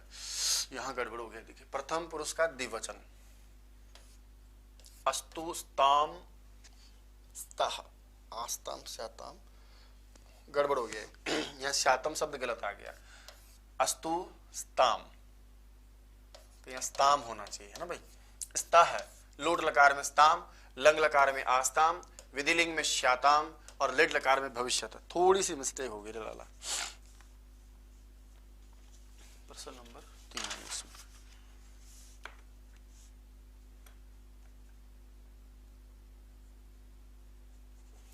चलो लास्ट हो जाएगा। दा धातु आगे है लट लोट लंग विधिलिंग और लिट लकार में प्रथम पुरुष का वही द्विवचन सेम टू सेम। ददाति दत्तः, यहां जाएगा ददातु दत्ताम, अददात अदत्ताम, दद्यात दद्याताम, दास्यति दास्यतः। तो लट लकार प्रथम पुरुष वगैरह में बाकी सभी का द्विवचन। शेव धातु से लट लोट लंग विधिलिंग और लिट पांचों लकारों में उत्तम पुरुष का बहुवचन। सेवा वहे सेवा महे, सेवा वही सेवा महई, असेवा वही असेवा मही, सेवे वही सेवे मही, सेविष्या वही सेविष्या महे, सबका उत्तम पुरुष का बहुवचन। 46 क्री धातु से वही पांचों लकारों में क्रमशः उत्तम पुरुष के द्विवचन में जाना। क्री से कुर्वह बनता है, कुरुवह मत बना देना। करवानी के बाद में करवाव, अकुरुम के बाद में अकुर्व, कुरियाम के बाद कुरियाव, करिष्यामी के बाद करिष्यावह, सभी का उत्तम का द्विवचन। समीचीन कौन सा नहीं है। लास्ट 2 क्वेश्चन और धातु रूप के। शक धातु से लंग लकार प्रथम पुरुष, बताइए सर क्या बनेगा। अशक्नोत, अशक्नुताम, अशक्नुवन, सही है। शक धातु से लोट लकार प्रथम पुरुष शक्नुता शक्नोतु दोनों बनेगा, शक्नुताम शक्नुवंतु। क्री धातु का लट लकार अन्य पुरुष में करोति करोतः कुर्वन्ति, ये गलत है सर, यहां होना चाहिए था कुरुतः कुर्वन्ति। तो यही उत्तर हो जाएगा क्योंकि इसी में मिस्टेक है। दा धातु लंग लकार अदाम सॉरी अददाम अदद्व अदद्म, बाकी सब सही था, तो ये ऑप्शन आपका उत्तर है। समीचीन कौन सा नहीं है। क्री धातु लंग लकार अकरोत अकुरुताम अकुर्वन सही है। शक धातु से ये बहुत गजब की चीज है सर, इसका जरूर याद रखना, ये तो स्पेशली याद ही रखना। अशक्नवम एक वचन, अशक्नुव अशक्नुम द्विवचन बहुवचन। ये क्या अशक्नव अशक्नम भी दे सकता है आपको, या ये नू लगा के दे देगा, तो ध्यान रखना यहाँ तो नवम, यहाँ नुव नूम। हन धातु का लोट उत्तम पुरुष हनानी हनाव हनाम। नम धातु से लिट लकार नन शामी नन शावह नन शामह, यहां पर क्या मिस्टेक है। नम धातु से लिट लकार उत्तम पुरुष ननश्यामी ननश्यावह ननश्यामः, तो गलती कहाँ है। हनानी हनाव हनाम, इसमें कहाँ गलती है भाई। लिट लकार उत्तम पुरुष चलाओगे तो सही तो है, लिट लकार में तो ननश्यामी ननश्याव ननश्याम ही बनता है। अच्छा समझ में आ गया। ये मूर्धन्य स दे रखा है, देखो ध्यान नहीं गया मेरा, अब गया। ननश्यामी में या मूर्धन्य स की जगह दंत स करना है, अरे ऐसे ही तो चलता है ना। ननशति ननश्यामी, तो आपका रूप तो ये बनता है, ये मूर्धन्य सकार क्यों कर दिया। तो ये छोटा सा देखो ध्यान नहीं जाता, इसलिए मैंने चाह करके दिया कि मूर्धन्य सकार आदेश नहीं करना था, दंत सकार रहना था सर। नहीं हनमी सर, ये देखो यहाँ पर भी ध्यान दो, लट लकार बनाओगे तब तो सर हनमी हनव हन्म बनेगा। लोट लकार बनाओगे तो फिर हना हननी नहीं बनेगा, हनानी हनाव हनाम ही बनता है। देख लेना, सह की समस्या सही पकड़े संस्कृत सागर। अब यहां से अपन चलते हैं, थोड़ा आसान दिया था आज मैंने। आपने कहा सर ये अव्यय उपसर्गों में आप बहुत उलझा देते हो हमको, तो मैंने यहां से थोड़ा सीधा दिया। आइए चर्चा करके आगे बढ़ते हैं। लिखा होगा, आपने देखा होगा विज्ञान शाकुंतलम में जब विदाई होती है तो भगवान कर्ण कहते हैं असमान साधु विचिंत्य, हमें भी भली प्रकार से सोच करके संयम धनान, जो हम संयम ही धन है हमारा उनको, और कुलम च आत्मन है, और अपने कुल को। तो सर यहाँ कौन सा कुल मतलब उसके लिए प्रयोग कर सकते हो आप। उच्चय का प्रयोग कर सकते हो, अति गौरवास्पदम ऊंचे के लिए। तो सच बात यह है कि यही आएगा, क्यों, क्योंकि आपने पढ़ा भी होगा आसमान साधु विचिंत्य संयम धनान उच्चय च आत्मानम कुलम, अपने ऊंचे महान यानी गौरवास्पद कुल को भी याद करना और हमारे बारे में भली प्रकार से सोच के हमारी बेटे के साथ व्यवहार करना। तो सर यही आएगा। निम्न कोटि कुल नहीं है, दिक का भी नहीं बैठेगा और सने का भी नहीं बैठेगा, तो उच्चय कुलम च आत्मन याद रखना, विज्ञान शाकुंतलम का है। प्रयुक्त अव्यय पद की दृष्टि से कौन सा गलत विकल्प है। किम पुनः, देखो पुनः का भी प्रयोग है, इसमें ध्यान रखना है, इसलिए बहुत इंपॉर्टेंट है सर। ये इसलिए भी इंपॉर्टेंट है कि 2 खाली स्थान छोड़ सकता है, और ये मेघदूत की बहुत प्रसिद्ध लाइन है जिसका अर्थ है कि फिर ऐसे लोगों का तो जो महान है कहना ही क्या। किम पुनः यह यथा उच्चई तथा उच्चई, कि उनके बारे में तो कहे ही क्या जो उतने महान है। तो उच्चई का अर्थ क्या है सर? महान है, एकदम सही है। शनैश्चर, धीरे धीरे विचरण करो, चलो मंद गति से, सही है। कथम कपन अपि उताय, कैसे न कैसे उठ करके चलित चल दिया। महता काठिन्य, मतलब बड़ी कठिनाई से कैसे न कैसे उठ के चला। पदम सहित भ्रमरस्य पेलवम श्रीष पुष्पम, कोमल श्रीष का फूल भंवरे के पैर को तो सहन कर सकता है, न पुनः पतत्रीणः, लेकिन पत्ते के पैर को, पक्षी के पैर को सहन नहीं कर सकता। पुनरावृत्ति नहीं है सर, मैंने पहले भी एक दिन प्रश्न पूछा था। तो अर्थ है कैसे कि श्रीष का कोमल पुष्प भंवरे के पैर को तो सहन कर सकता है, लेकिन पक्षी के पैर को तो सहन नहीं कर सकता। ठीक है, साधु भी अव्यय हो जाता है। साधु शब्द को भी साधु साधु प्रयोग में अव्यय शब्द भी पढ़ा गया है, सुष्टु, साधु, दुष्टु इत्यादि। ठीक है, वाक्य में प्रयुक्त अव्यय पद का अर्थ दृष्टि से गलत। पुनरपि जननम, पुनरपि मरणम, बार बार जन्मना है, बार बार मरना है, तो वारम वारम। विदधति, लगता है या पैदा होता है, करते हैं। भयम यानी भय। उच्चै वीक्षमाणा वनंता, कि वनों में बहुत अधिक जो है हमको डर लगता, अधिक मानी अत्यधिक डर लगता है। उच्चै विहस्य गतवती, जोर से हंस के चला गया, जोर से मतलब तीव्र ध्वनि से। किमपि भुवने अस्मिन, कमपि लिखा है भुवने अस्मिन तादृशा संभवती, तस्मिन समय नहीं आएगा सर, यहां पर आना चाहिए कथमपि। ये वैसे गलत भी लिखा है, यहाँ कमपि की जगह कथमपि आना चाहिए था, कथमपि। कथमपि भुवने अस्मिन तादृशा संभवती, कैसे न कैसे उस घर में प्रवेश पा लिया जाए। तो ये उत्तर जो है तस्मिन समय, ये भी गलत लिखा हुआ है। क्या कर रहे हैं यहाँ? कथमपि करना है इसको, कथमपि। चलिए लास्ट अपने इसके बाद में लेते हैं पंक्ति और अव्यय का अनुचित विकल्प कहां पर है। चिंता न कार्या अत्र, अत्र चिंता न कार्या, यहां चिंता की कोई बात नहीं, एकदम सही है। यहां लिखेंगे कथम त्वम दुखित ऐसी, तुम कैसे दुखी हो, कथम सही है। मर्यादा विषय, मर्यादा के बारे में, यथा राम है, जैसे राम है, तथा कृष्ण है, वैसे कृष्ण है, सही है। रामस्य द्वेषिणम, राम के जो द्वेषी है, ईर्ष्या करने वाले जो शत्रु है, उनको धिक्कार। कदापि नहीं सर, यहाँ क्या आएगा? धिक आएगा, कि धिक रामस्य द्वेषिणम, राम के जो विद्रोही है उनको धिक्कार। यह द्वितीय का प्रयोग भी है। चलिए साहब मिलाते हैं। सिंहनादम विनद्य, सिंहनाद को बजा करके या सिंहनाद को सुन करके। शंखम ददमौ, शंख ने क्या किया? बहुत जोर से आवाज की। तो शंख कैसे बजता है सर? उच्चई। कार्यम कुर्वीत, कल का कार्य आज कर देना चाहिए, तो स्व अद्य, तो स्व कार्यम अद्य कुर्वीत। सह रात्रौ पठती, वह रात में लंबे समय तक या देर तक पढ़ता है, चिरम पठती। मायाविनम मित्रम, कपटी मित्र को तो धिक्कारी कहेंगे, धिक। अपि सन्निहितो कुलपति, अरे वो जो कुलपति महोदय हैं वो चिरम सन्निहित है। यहां पर भी ध्यान रखना, अपि सन्निहितो, अत्र क्यों नहीं लिखा था? अत्र तो अच्छा, अत्र आए गए। अपि सन्निहितो अत्र कुलपति, क्या कुलपति जी यहाँ आ गए हैं? और कियत साम्यसी गौरी, अरे गौरी और कितनी देर तक रुकोगी, मतलब चिरम। एक बार वापस पढ़ता हूं। सिंहनादम विनद्य उच्चै शंखम दद्मौ, सिंहनाद सुन करके जोर से शंख बजाया, उच्चै। स्व कार्यम अद्य कुर्वीत, कल का काम आज करो। सह रात्रौ चिरम पढ़ती, वो रात में लंबे समय तक पढ़ता है। धिक मायाविनम मित्रम, मायावी मित्र को, कपटी को धिक्कार। अपि सन्निहितो अत्र कुलपति, कुलपति यहाँ आ गए हैं क्या, पधार गए हैं क्या यहाँ। कियत चिरम श्राम्यसी गौरी, अरे गौरी कितना विश्राम करोगी। तो ऐसे सर इन वाक्यों को पूरा करना था। चलिए प्रयुक्त अव्यय पद की संख्या की दृष्टि से गलत विकल्प आपको छांटना है, मतलब कितनी बार अव्यय का प्रयोग किया गया है। तो चलिए अपन लेकर चलते हैं। देखें, पुनः अपि, पुनः अपि, पुनः अपि, 6 हो गए। इसके बाद में ई है और खलु, ये क्या है? कृपया पाही मुरारे, ये गलत है, इसको हटा देना, डिलीट कर देना, 0। तो आप सर गिनो, देखें 2 और 2 4, 2 2 4 2 6 7 और 1 8, इसका मतलब 8 अव्यय हैं इसमें। और देखो देखें, उपरामम 1, अत्र 2, आगत्य 3, अधिनधि 4, अविभाव समास में 5, स्नात्वा 6, प्राप्तुम 6 हो गए। 5 लिखा है, इसका मतलब कितना होना चाहिए था? 6। उत्तर मिल गया मेरा, इसमें गलत काउंटिंग है। उपरामम क्यों है? राम से समीपम। अधिनधि क्यों है? क्योंकि नद्याम अधि, नद्याम इति। धिकताम च तम च मदनम च इमाम च माम च। धिक, काउंट करते हैं एक बार अपन आराम से, 1 2 3 4 5 और 6, तो सही है। भस्मीभूतस्य देहस्य पुनरागमनम कुतः, भस्मीभूतस्य देहस्य पुनः एक, कुतः दो, तो दो अव्यय सही है, इसलिए इसका उत्तर हो जाएगा सर यहाँ पंच की जगह 6 होना चाहिए था। 55 कहता है सुमेल करो, आइए कर देते हैं। न पर्वते वसेत, ज्यादा समय तक पर्वत में निवास नहीं करना चाहिए, तो न चिरम पर्वते वसेत।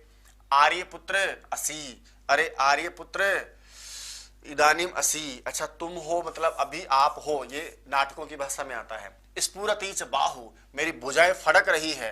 कुता फलम इहास से, इसका फल कहां से मिलेगा, आश्रम में ऐसा फल कहां से मिलेगा। सानुजम कुरुपतिम, खालिस्तान दिया धिक धिक 2 बार तो आप समझ गए होंगे। धिक सानुपतिम कुरुपतिम, उस कुरुपति छोटे अनुज के साथ में उसको धिक्कार। अजात शत्रुम धिक, उस अजात शत्रु को भी धिक्कार। और पिशुनम, एक बच गया धिक, पिशुन का मतलब होता है चुगलखोर, चुगलखोर को भी क्या है, धिक्कार है। सी में लुट करोगे सैनम हो जाएगा। चलिए आगे बात करते हैं। कस्मिन वाक्य पंचाधिक अव्यय पदानी न संति, ऐसा कौन सा वाक्य है जिसपे 5 से ज्यादा अव्यय पद नहीं है। पंचाधिक अव्यय का मतलब 5 से ज्यादा नहीं है, मतलब कम में समेट दो। उपकृष्णम 1, अधिगिरम अविभाव समास 2, कृत्वा 3, इह 4, स्नातुम 5, तो इसका मतलब इसमें कितने हैं 5। पंचाधिक बोला सर, मतलब 5 से ज्यादा नहीं है, तो 5 भी आ जाएगा। वैसे उत्तर तो मेरा मिल गया। और देख लेता हूं एक बार। प्राप्य 1, तत्र 2, गत्वा 3, पुनः 4, 6, 5, आगत्य 6 हो गया, इसका मतलब पंचाधिक हो गया ना। और देखो अधिनगरम अविभाव समास, गत्वा त्वा, अर्जित्वा त्वा, और देखो क्रीत्वा खरीद करके, च, पुनः सायं, कितना हो गया 1 2 3 4 5 6 7 हो गए इसमें, तो ये भी गया।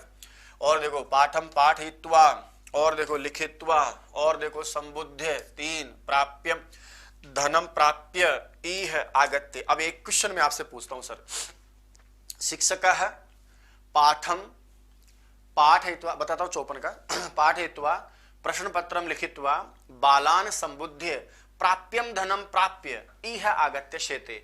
अब यहां मैं एक प्राप्य पे तो सर मैंने टिक लगा दिया कि अव्यय है, लेकिन एक बात बताओ, ये प्राप्यम है ना, ये प्राप्यम धनम, यहां पर ये अव्यय है या नहीं है।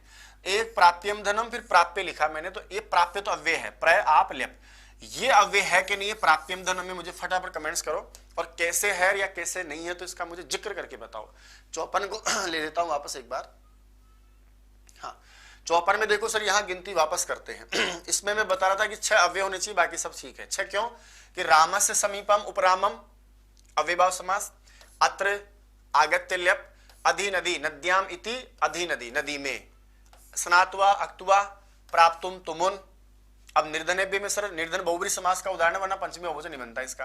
अब आपको सर निर्गतम धनम यस्मात्, तो बहुब्री समास निर्धन व्यक्ति के लिए गया सर, धन का अभाव नहीं अर्थ, धन जिसके पास नहीं है वो है, तो बहुब्री समास। अब गिन लो 1 2 3 4 5 6 हो गए ना।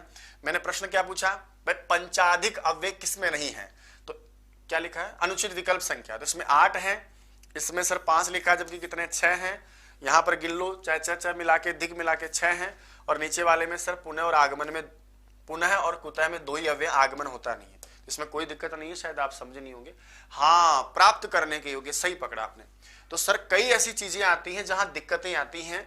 अब ये समस्या परीक्षा में हो उससे पहले एक बार यदि आपने कर लिया, तब आपका दिमाग से काम करेगा कि नहीं यार एक बार पहले पेपर ने पढ़ा था।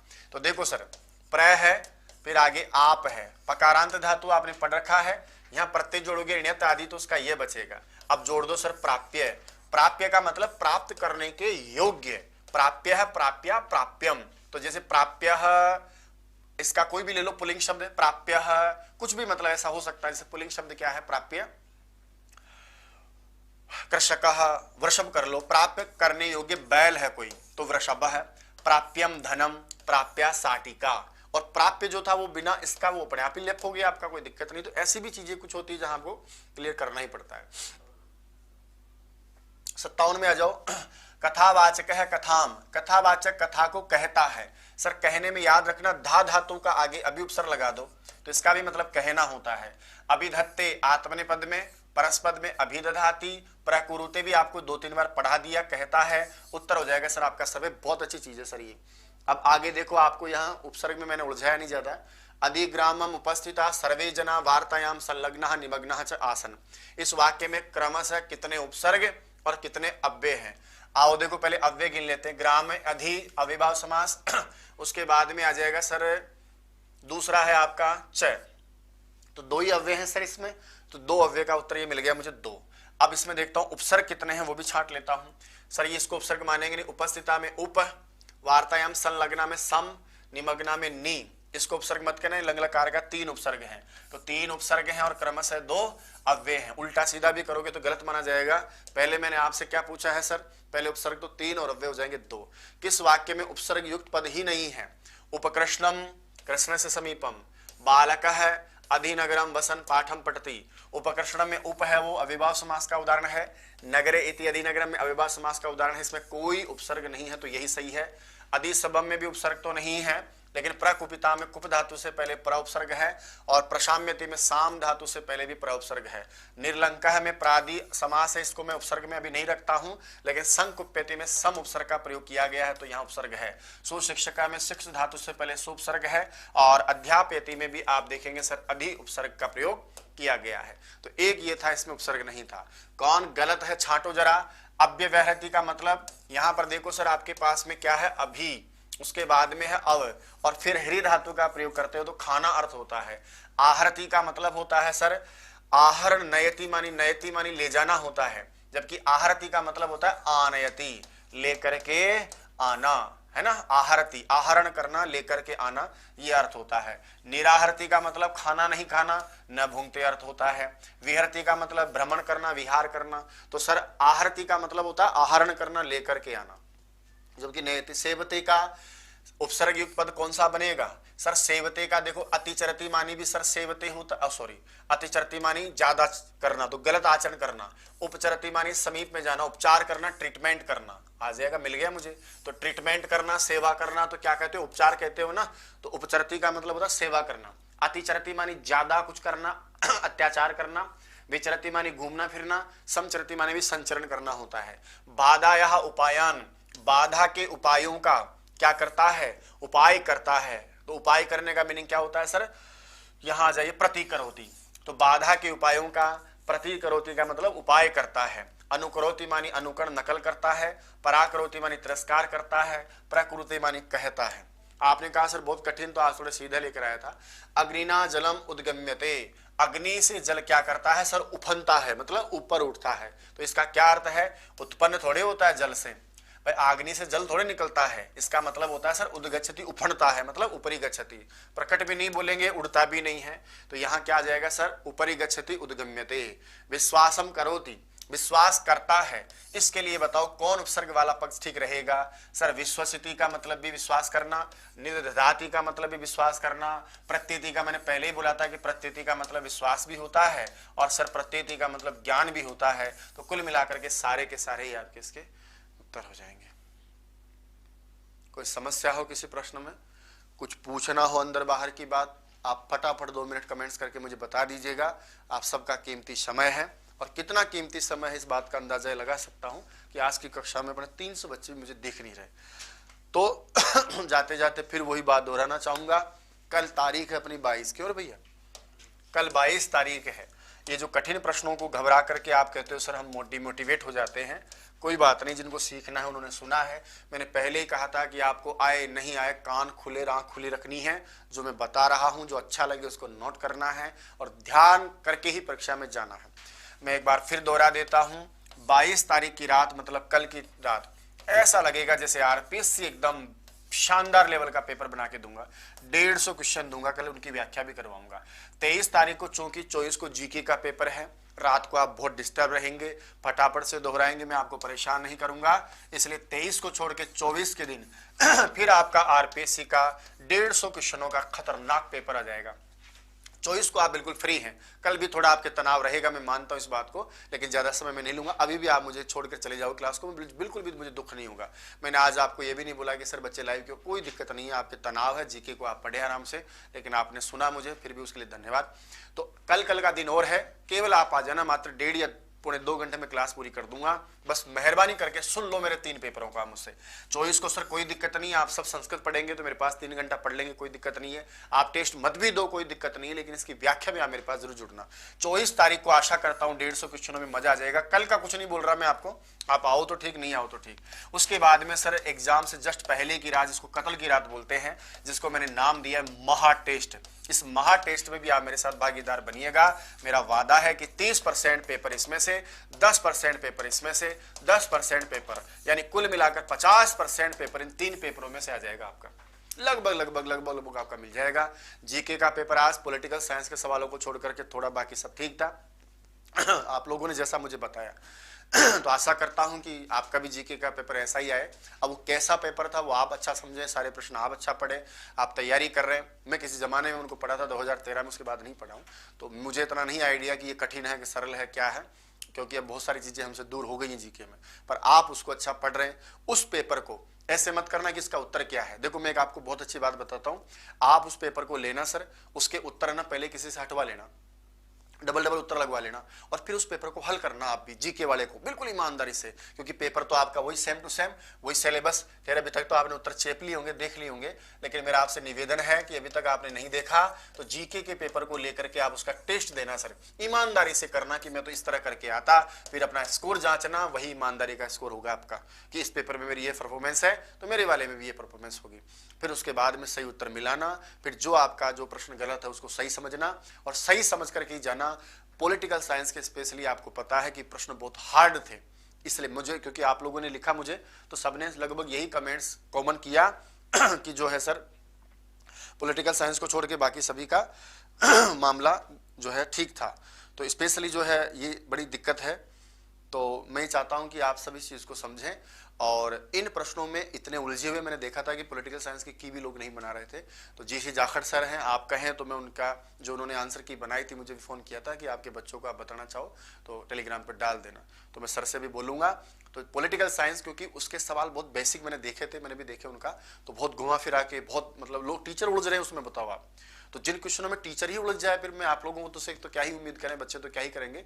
तो मैं चाहता हूं कि ऐसा ही प्रश्न कोई रिपीट हो जाए तो आप कहीं ऐसा ना हो कि आंसर की देखो, आंसर की में जो संस्था बता रही है उस उत्तर मान लो और वही उत्तर आप करके आ जाओ और पता चले आरपीसी ने उत्तर माना ही नहीं। इसलिए इस जीके के जितने प्रश्न आपके लिए आए हैं ना, उनके ऑथेंटिक उत्तर ही करके जाना सर। मैं देखता हूं कई बार मनोविज्ञान में कोई उत्तर क्या बताता है, कोई क्या बताता है, कोई क्या बताता है, अभी रीट में देखा था मैंने। तो जहां दिक्कत हो, टीचर सरल हृदय होना चाहिए सर। जैसे मान के चलिए कभी कोई ऐसी दिक्कत आ जाए, शिक्षण विधि का कोई बहुत बेसिक प्रश्न आ जाए और मैं अपनी हैकड़ी में ही रहूं कि नहीं मैंने बता दिया ऊपर ब्रह्म है, ये गलत बात है। विद्यार्थी हित में, हमें भी तो इंसान ही हो यार। तो हो सकता है कि कोई चीज मैं ही नहीं समझ पा रहा है, पूछना क्या चाहता है भाई। ग्रामर वगैरह का तो चलो हमने खूब पढ़ा है, साहित्य खूब पढ़ा है, टीचिंग मेथड है, मनोविज्ञान, ये चीजें तो ऐसी है भाई जहां खाल निकाले तो आदमी की ले आता है पूरी। तो इसलिए आराम से करो, उन प्रश्नों के अच्छे जवाब करके जाना। और पॉलिटिकल साइंस के गुरुजी जी जाखड़ सर हैं, तो मैं अभी उनसे फोन करके और टेलीग्राम पे उनकी डाल के जाऊंगा। मेरी बात भी हुई थी, उन्होंने कहा था कि बहुत पॉलिटिकल का स्तर आया है। टीचर बोले मुझे फोन करके कह रहे हैं यार इसके आंसर की बता। तो मैंने कहा सर मेरे बच्चे भी हैं और वो उनका भी जीके का पेपर होगा, उनके भी पॉलिटिकल साइंस के प्रश्न आएंगे, तो मेहरबानी करके एक बार बताना, उनको आइडिया लगे कि सही उत्तर ये है। और बाकी जहां जहां आपकी श्रद्धा है वैसे आप आंसर की लगाइएगा, लेकिन गलत उत्तर पढ़ के परीक्षा में सही मान करके मत करिए ना, क्योंकि पढ़ा हुआ उत्तर गलत हो जाए लफड़ा हो जाता है थोड़ा। हम एक एक प्रश्न के लिए लड़ते हैं, तो 150 प्रश्न आपके पास आ गए हैं, उन 100 प्रश्नों को जरूर पढ़ना। थोड़ा सा देखना कि आपके पास टाइम है, कल 22 तारीख है, परसों 23 तारीख है, 2 दिन में थोड़ा जीके को ऐसे करना कि सिस्टम से बैठ जाए कि यार ऐसा ही पेपर मेरा आता है तो मेरी परफॉर्मेंस क्या है। अब आप इस जीके के पेपर को लेके बैठ जाओ और आपको लग रहे 50 सवाल ही आ रहे हैं मेरे, तो इसका मतलब आपने मामला गड़बड़ है। और अच्छा स्कोर आप कर रहे हो 70-80 का, तो बहुत अच्छी बात है। ठीक है भाई, तो आपका बहुत बहुत धन्यवाद। और बाकी की पीडीएफ नहीं डाली आज, कोई पीडीएफ नहीं डाला? अरे यार सिया राम, कत्ता पेपर है बाकी जी डाल, गलत बात है। मीना जी अभी आज डाल देंगे ना, जो भी हमारी पीडीएफ है ना आज हम डाल देंगे आपके लिए, निश्चिंत रहे, वो हमारा काम हम कर देंगे। बहुत बहुत धन्यवाद। पीडीएफ अभी डलवा दूंगा रात को, आज कैसे भी करके हम लोग पीडीएफ डाल देंगे। क्यों जी, हो जाएगा ना, थोड़ा दुख सुख पाके हम डाल देंगे भाई। मुकेश कुमार कह रहे हैं भैया 50 पर 52% ही बने सर जीके वाले में आज, कोई दिक्कत नहीं, लेकिन आप करो, कोशिश करो बढ़ाओ। मैं आपको एक 700 सत्य बताता हूँ, जीके में यदि आप 60 प्लस करके आ जाओगे ना सर, बहुत अच्छा काम हो जाएगा। कितना ही आसान पेपर आए, मैं जानता हूँ गलतियां होती हैं, वो आसान इसलिए लगता है कि जो करके आते हैं ना अपन, उस समय सबको बढ़िया ही बढ़िया लगता है, फिर आंसर की मिलाने बैठते हैं, 10-5 वो चले गए, फिर 10-5 चले गए, जो चले गए उनको जोड़ रखा था वो तो चले गए, साथ में माइनस और ले जाते हैं, तो इसलिए दिक्कत हो जाएगी सर, है ना। आंसर की मैं डालता हूं, आप निश्चिंत रहिएगा, और भी कोई संस्था की होगी तो मैं डाल दूंगा। बहुत बहुत धन्यवाद। पढ़े आप, कल का दिन और मुझे 2 घंटे सुनने आ जाना, कल बहुत अच्छा पेपर होगा, टाइपिंग वाला पेपर होगा, देखने की समस्या भी नहीं आएगी, मजा भी आ जाएगा, ठीक है। तो पेपर सबकी प्रतिक्रिया अलग अलग थी, कह रहे थे सर सरल है, कोई कह रहा था औसत है, कोई कह रहा था सर पॉलिटिकल साइंस विशेष और मनोविज्ञान थोड़ी ऐसी आई है, तो आप अच्छा पढ़ के जाएं। 2 दिन का है, दोहरान करें, कल 2 घंटे मुझे सुन जरूर लेना। 24 तारीख को तो दिक्कत नहीं, आप जीके देके फ्री हो जाओगे, संस्कृत तो आप मुझे सुनोगे। तो 24 तारीख और 25 तारीख को हम रखेंगे बहुत गजब का काम। 3 टेस्ट देके जा रहा हूं मैं, कल वाला, उसके बाद 2 दिन बाद वाला, और लास्ट 25 तारीख का। मजा आ जाएगा सर। अब ज्यादा समय मैं आपका लूंगा नहीं। बहुत बहुत धन्यवाद आपका कि आपने मुझे आज भी सुना। शुभ रात्रि, शुभ संध्या, स्वास्थ्य बना रहे, माँ सरस्वती का आशीर्वाद रखो, और सिराने लगा के सो लिया करो, छोटी मोटी मूर्ति माँ सरस्वती की हो तो। थैंक यू वेरी मच, धन्यवाद। से प्रतियोगी परीक्षाओं की तैयारी करने वाले प्रतियोगी साथियों के लिए संस्कृत सरस्वती मोबाइल एप्लीकेशन लेकर आया है 70% तक भारी डिस्काउंट। प्यारे साथियों, आज जमाना 70 या 80% का नहीं बल्कि 90 से अधिक प्रतिशत का है। आप संस्कृत को केवल पढ़ना ही नहीं बल्कि सीखना, समझना और उतारना चाहते हैं, और आप चाहते हैं 100% तक पहुंचना, तो आज ही अपने मोबाइल के प्ले स्टोर में जाकर Sanskrit Saraswati mobile application download करें, कोर्स प्राप्त करें।